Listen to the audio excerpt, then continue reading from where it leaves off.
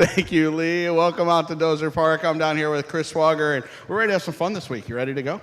Yeah, I'd like to try to get a win in these jerseys. Our luck so far hadn't been great. Yeah, one loss last year against Beloit, one this year at Bowling Green. I was joking upstairs, looking for our first win since 1917 in Distillers jerseys. Yeah, we're fighting history right now, aren't we? That's right. You got to just forget about all that, right? And just concentrate on one game at a time. And which cliche you want to use, man? You weren't here in 1917? No. I don't think God had even thought of me. You. Yeah, that's right. Yeah. Road trip to Lansing and Great Lakes was a fantastic one for this team. 5 wins in a row to get it started, and a couple bizarre circumstances with some adversity on the trip, weather-wise, and all of that stuff. But nothing seems to bother this group that you've gotten there, and they just continue to guys get promoted, and next guy in swings it or fields it or pitches it well, to use those cliches. And 5-1, you got to be really happy with that road trip. Yeah, I think in general, we got some good weather. We had some questionable weather. But yeah, in general, that is the mindset of our team and our guys. It is great to see guys come here and develop, but we know and we want this to be a temporary stop on their journey up to St. Louis. So when guys start moving, I think it serves 2 purposes. One, it's great for the person coming up to come in and kind of assimilate into what we're doing, but at the same time, it also lets the other guys see, hey, maybe it's me next time, and I got to kind of get it in gear. I mean, not to say that they're not upset when somebody else. Thanks, pal.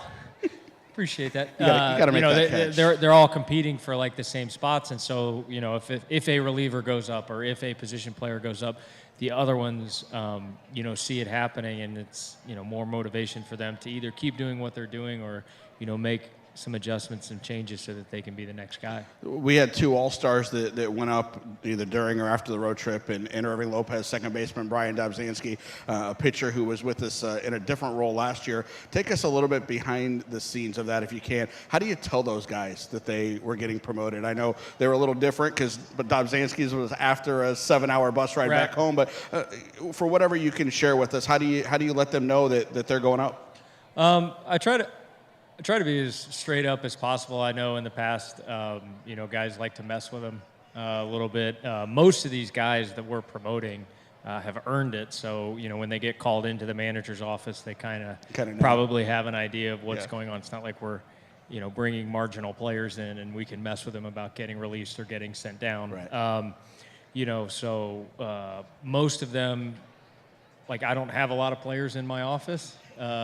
In general, unless they come in on their own. So when I call them into the office, I think most of them have a pretty good idea of what's going on. And at that point, it's, congratulatory. And, the last thing you want to say and, the big reminder is don't come back. Yeah. So, you just tell them you care about them and you're happy for them. And you hope you never see them again, at least in a uniform, unless it's 2 or 3 years down the road and we're both in different uniforms. So, it's a good feeling. It's probably the best part of my job, getting to deliver that message, or at least one of the best parts. So there's no need for a hidden camera and, not playing any jokes or, pulling a prank on a guy that they're getting promoted. Do you want to do something like that? Are you Absolutely. hinting at that? I think that'd be great. So the next time we're promoting somebody, we can do that. Yeah, you gotta get a guy, have some fun. Can you, if we would have done it last year with, O'Keefe, that would have been fantastic. Oh, that'd be, well, well, you gotta bring that guy up. It would have been funny. Yeah. We could have some fun with that. Well, of course it's funny. He spent 5 years here. True. Right? And that's accurate. That's not even sarcastic. That's a little long, but close. He was close to graduating. Yeah. I just joked about him being a low-A veteran, which was awesome. He had enough credit hours to graduate, is what you would say. Man. You're model in force again today. So you've got the Distillers jersey, which we'll wear today, tomorrow, and Friday. And fans can go to chiefs.gesture, gesture.com, bid on these. We're raising money for the Peoria Historical Society. Chris has got the hat on, too. We've got 2 versions of the hat. The fitted hat, $35 up in the Firehouse Team store. The Flex Fit hat is $30. They look the same. The difference is fitted or Flex Fit.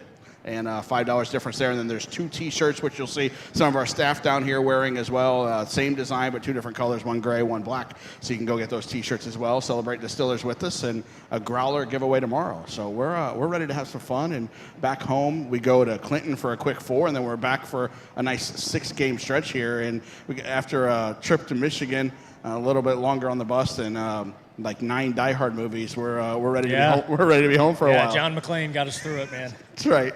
We had a lot of fun. We had a lot of fun with that. So you made Russ happy. Oh yeah, absolutely. Well, and like it helped that like when we won the first series like pretty quickly, like it's kind of like a no-brainer. Yeah. We did mix in Baywatch. We did.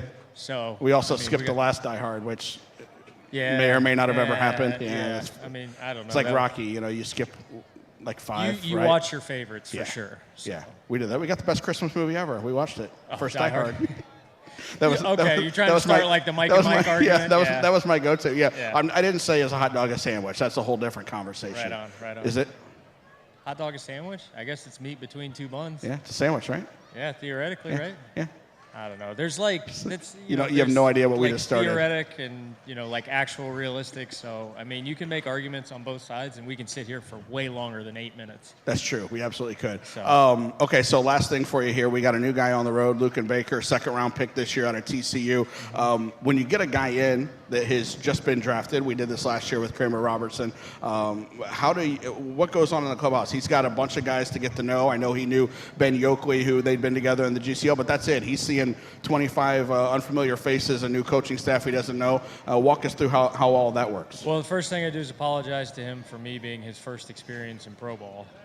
But after that, after we get over that hump, in all reality, it's just like anything else. Most of these guys, especially coming from college, they've played college summer ball. They've played with a lot of different and diverse, teams and players. So there's not really a huge adjustment period other than just like getting to know teammates' names and really just like try to run them out there and let them play. It helps that he got off to a really good start or has gotten off to a really good start.